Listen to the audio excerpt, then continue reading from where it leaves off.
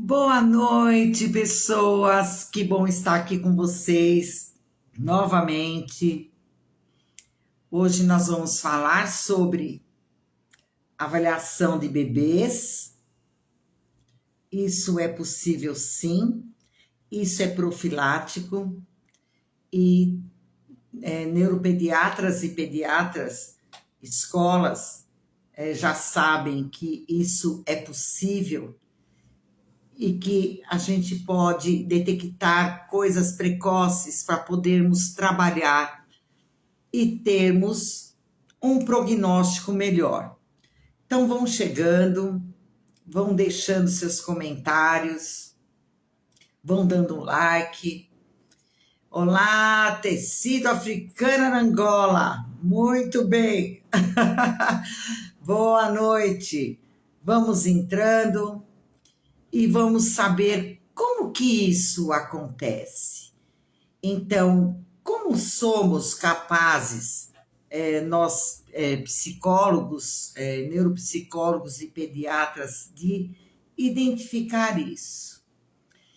Então, veja só, desde o 6º mês, nós podemos avaliar bebês até 5 anos.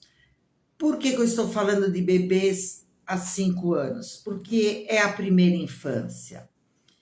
A partir de 6 anos, é uma outra avaliação neuropsicológica com outras baterias de testes que podem ser até quantitativos. Porém, antes dessa idade, nós vamos trabalhar com questões qualitativas e vamos perceber o que é que está dando certo para esse bebê e para essa criança na primeira infância e o que podemos fazer. Então, pediatras, escolas, vêm caminhando, porque perceberam que algumas crianças apresentam uma defasagem no desenvolvimento, ou de fala e de linguagem, de interação, sinais, por vezes, de autismo, de hiperatividade, dificuldades de aprendizagem, de coisas até do dia a dia, de atividades de vida diária, comportamentos que julgam preocupantes ou, por vezes, atípicos. E com o avanço da neuropsicologia, dos exames, de neuroimagem, para essa idade, nós conseguimos sim sugerir, né, uma hipótese diagnóstica precoce. Toda avaliação ela inclui pediatras, neurologistas, psicólogos, por vezes até de fonofisioterapeutas, de terapeutas ocupacionais, dependendo da necessidade, da dificuldade que essa criança apresenta. Mas como que é feita essa avaliação? Então, hoje nós vamos falar quando isso é preciso, quando é feita essa avaliação, como ela é feita e os benefícios que traz aos nossos pequenininhos. Então, vamos lá. Como que é feita essa avaliação? Então, fique aqui, perguntem, né? Eu vou tentar explicar da forma mais simples. Boa noite, Paulo Roberto, Tina Lorenzo. Vamos lá que temos muitas coisas aqui.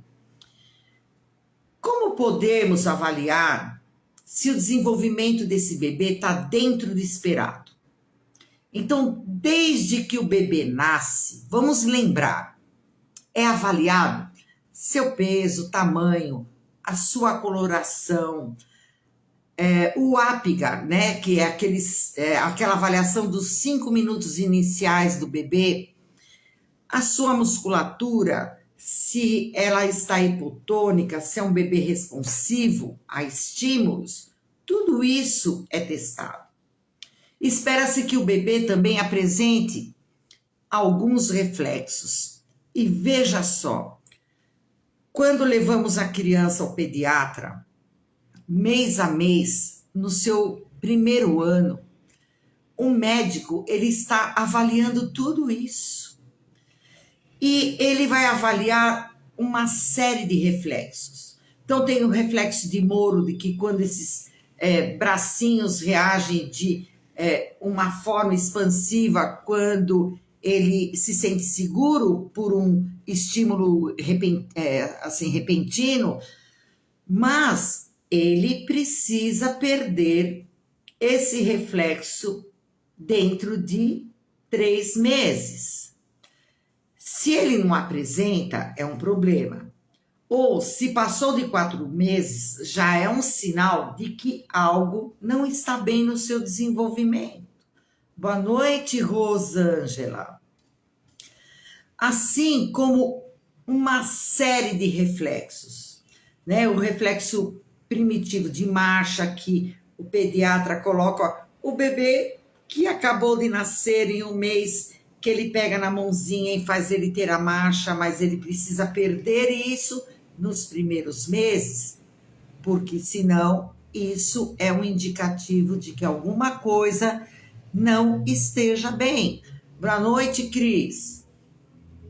Assim como o reflexo de sucção para amamentação, né, de apreensão palmar, até do pé, de apreensão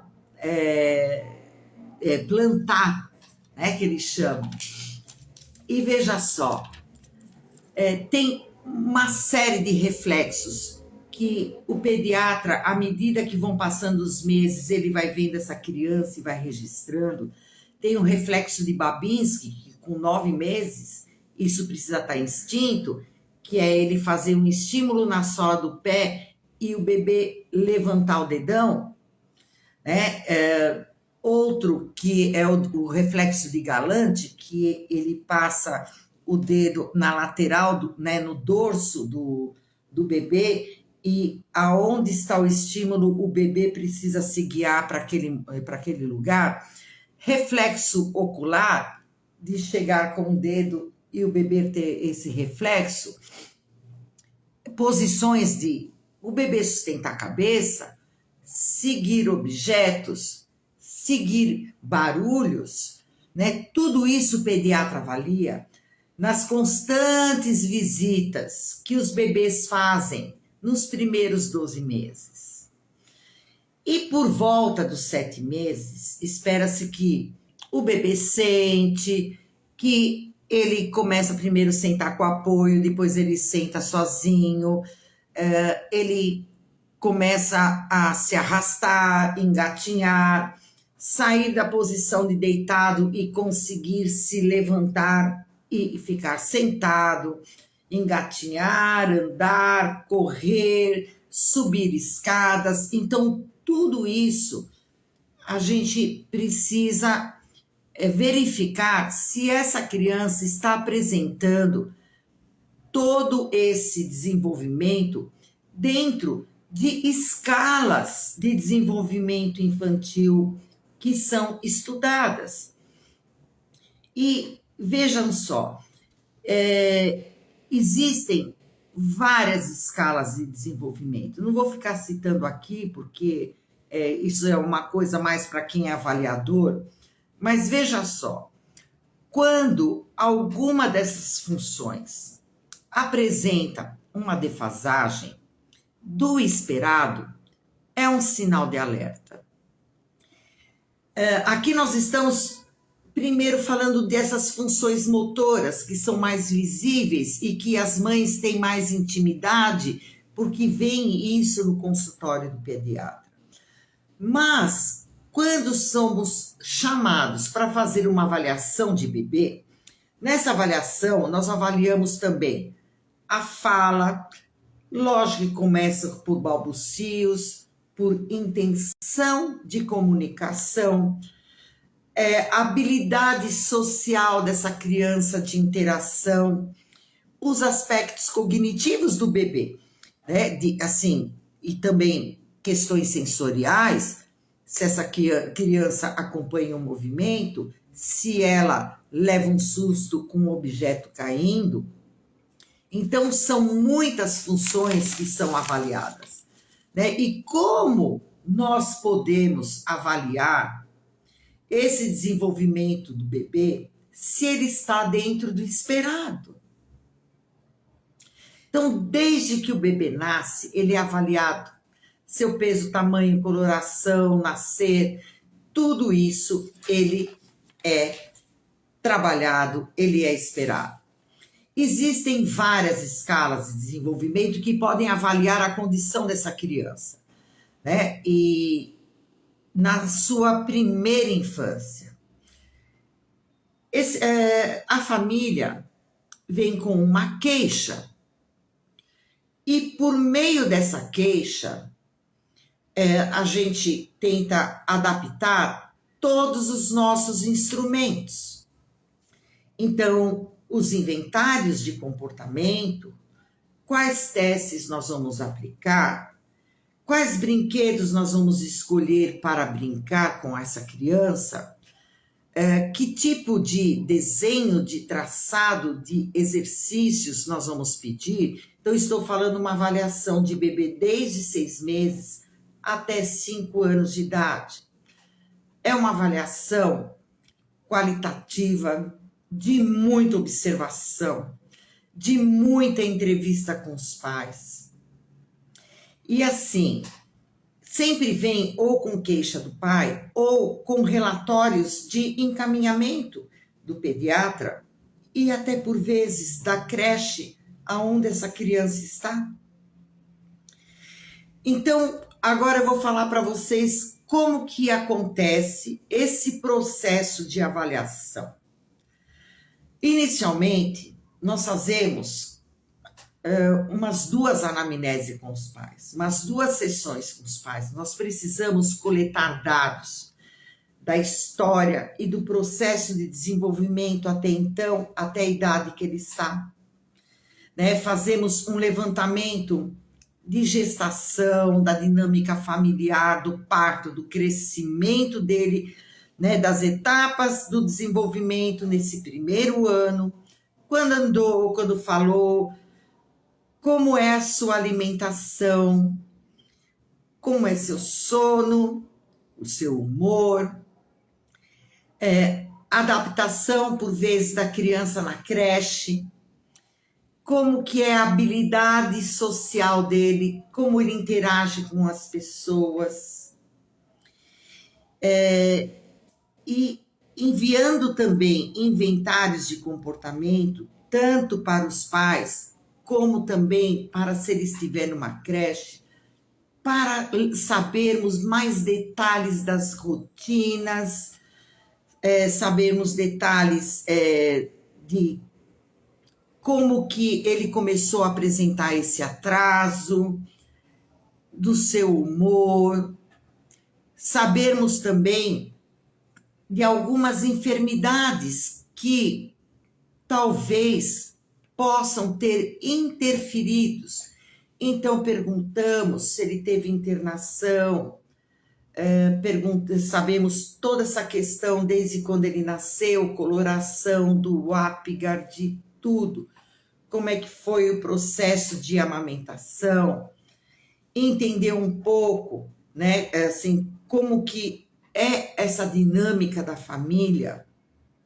Então, são todos esses detalhes que nós precisamos saber como que a criança reage e responde a esse meio. Passando essa fase de levantamento, até porque perguntamos também se dentro da família teve pessoas que tiveram atraso de desenvolvimento, se tem um transtorno que é comum dentro da família, porque são condições biológicas, genéticas e hereditárias também. Por isso que fazemos toda essa entrevista muito apurada com os pais.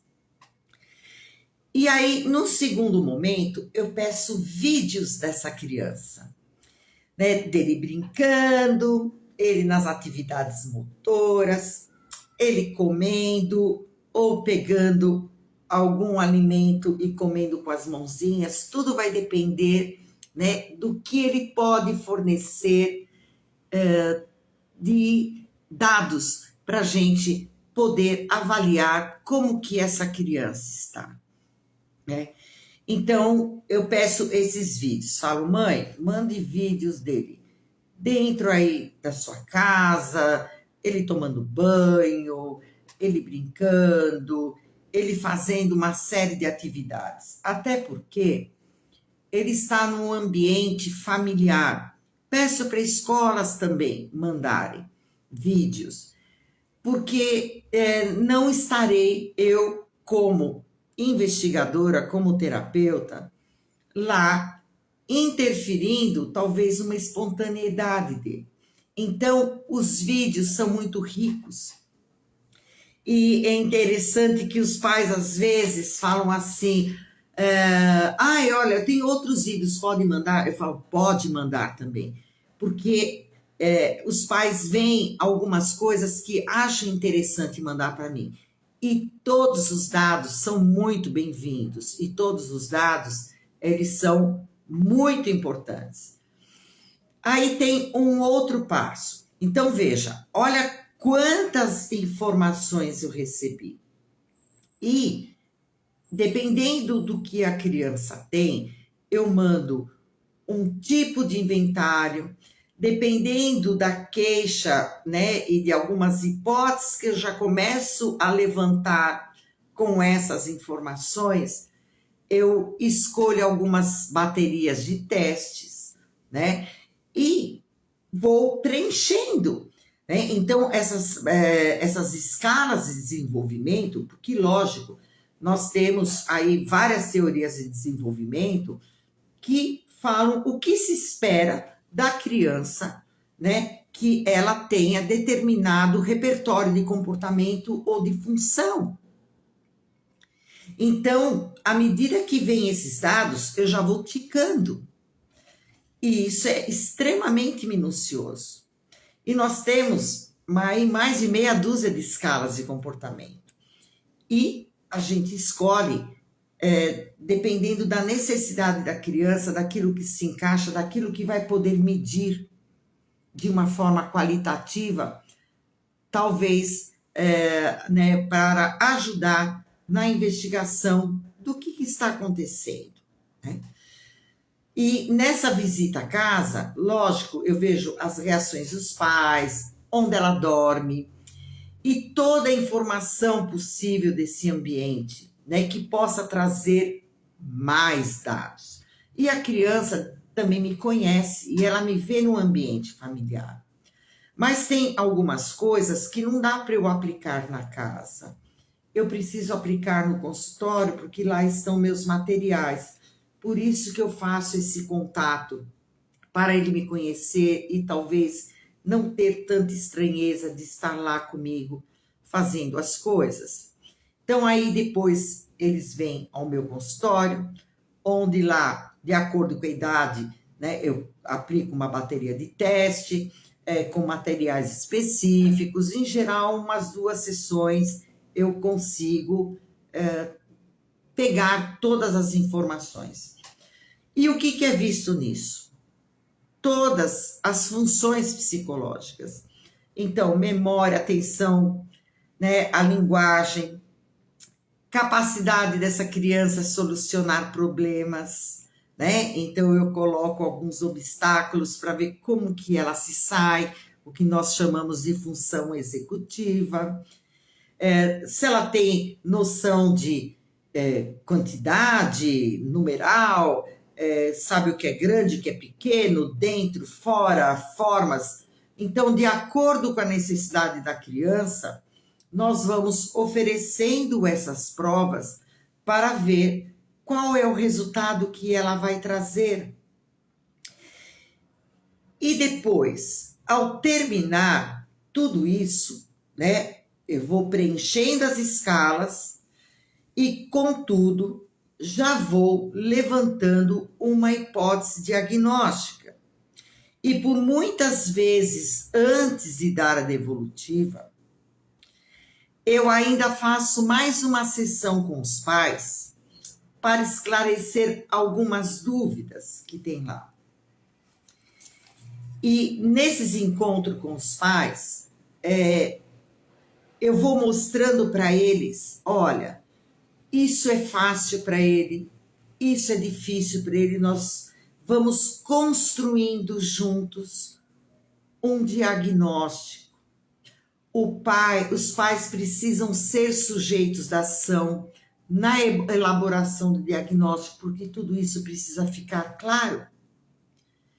Né? E assim que tudo pronto, que eu consegui pegar todos esses dados, eu marco uma sessão para dar os resultados de como que essa criança está hoje. E, gente, não é fácil dar devolutiva.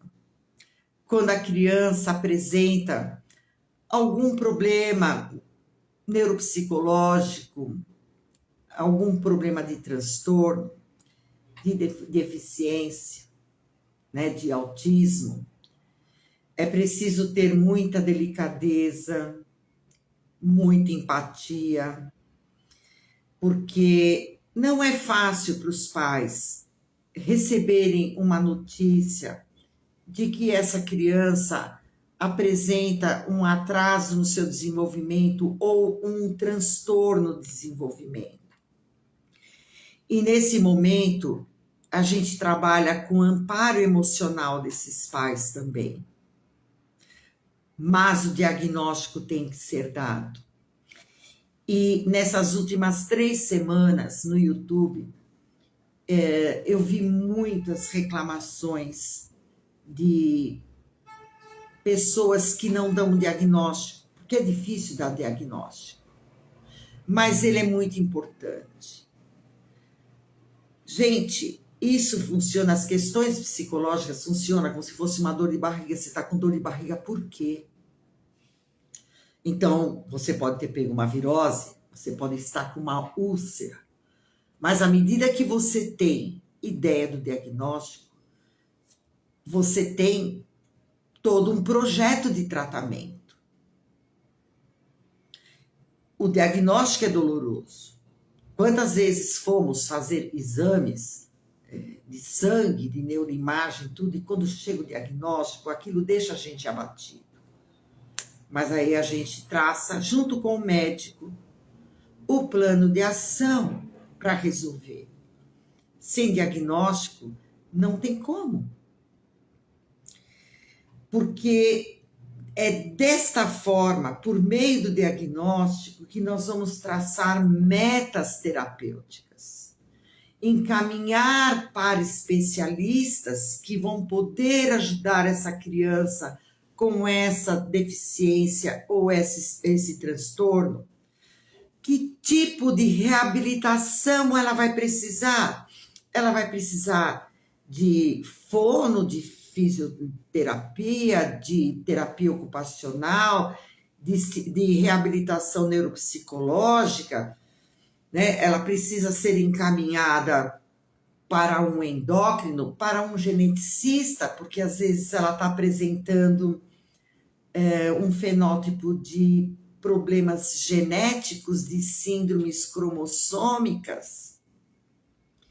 Então, a gente começa a traçar um caminho, né? Então, até porque essa criança tratada desde cedo, estimulada, passando por reabilitações, o prognóstico dela é outro, gente.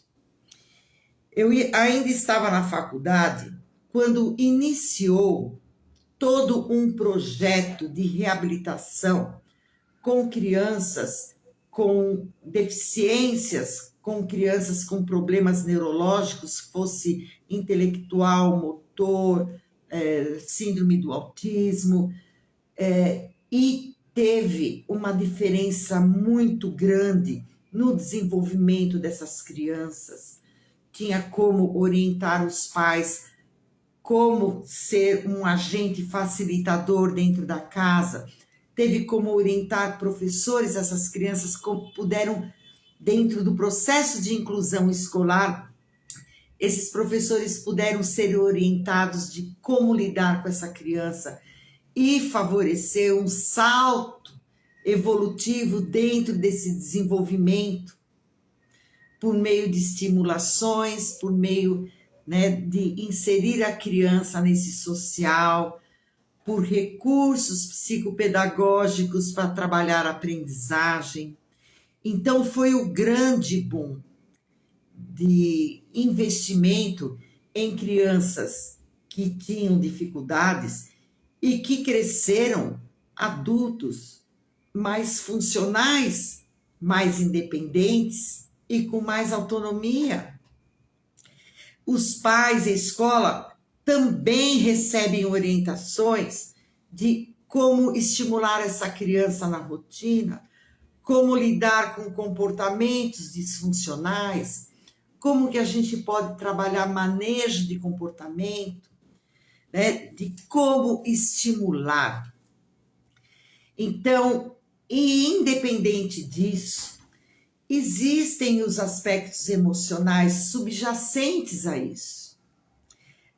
A criança, por vezes, se sente insegura porque ela tem um déficit que faz com que ela não consiga ter um bom desempenho nas suas atividades do dia a dia, nas suas atividades escolares e no seu trato social também. E isso é trabalhado. Então, conhecemos bebês ansiosos, crianças pequenas, apáticas, crianças que não fazem contato olho a olho, crianças, às vezes, agressivas, que não toleram frustração, crianças que não conseguem se organizar. E tudo isso pode ser um sintoma de algum transtorno. Não fiquem dando desculpas, pais, educadores e pediatras. A qualquer detalhe, vamos investigar. Não tem essa coisa de tipo, é da idade, isso passa. Uma hora vai dar um clique. Ele não anda, ele não fala porque ele é preguiçoso. Gente, isso já caiu por terra. Vamos investigar. A gente investiga uma dor de estômago. Como que a gente não vai investigar uma dificuldade que a criança está trazendo? Como que a gente vai subestimar talvez uma dificuldade que ela esteja passando? Porque ela apresenta aí um atraso no desenvolvimento, seja pelo transtorno que for, ela tem toda essa alteração de comportamento, porque isso faz parte do conjunto de sintomas que ela esteja apresentando. Então, que bom que a gente pode ver isso de tão novo, para não crescer uma criança frustrada, disfuncional, com sentimento de incapacidade, com, às vezes, dificuldade de se socializar, de se sentir pertencente a um grupo. Né? Avaliem essa criança. Então, verifiquem. Qualquer sinal, converse com o pediatra. Se você ainda está cismado, consulte um neuropediatra. Deixe ele acompanhar essa criança, né? E tratando ela cedo, nós podemos fazer tudo e mais um pouco por elas. Então, saibam disso, que neuropediatras, pediatras, pessoas que trabalham com reabilitação, educadores de creches, desses pequenos até 5 anos, eles percebem que eles estão defasados, fora de o que é esperado dentro de uma etapa de desenvolvimento. Então, É um trabalho multidisciplinar. Depois, a reabilitação é um trabalho multimodal, de orientação para pais, para professores, de contato com o pediatra, dos reabilitadores com o neuropediatra, e a criança pode crescer de uma forma mais produtiva e feliz. Então, eu gostaria que vocês mandassem aí um aviãozinho para quem tem os bebês pequenos, para os educadores, para os reabilitadores, para a escola dessas crianças, para as pessoas saberem que existe uma ajuda, né? Existe aí um respaldo de avaliação onde a gente pode identificar o que está acontecendo e reabilitar essas funções para que essa criança cresça de uma forma mais inserida dentro de um contexto, mesmo que tenha uma dificuldade. Tá bom, pessoas? Então, eu agradeço muito por você estar aqui. Esse vídeo está aqui postado também no YouTube, canal Dr. Oncala, análise de comportamento. Então, deixe seu like, se inscreva no canal e compartilhe para quem precisa também, ok? Um beijo para vocês todos que estão aqui. Um abraço. Tchau, tchau.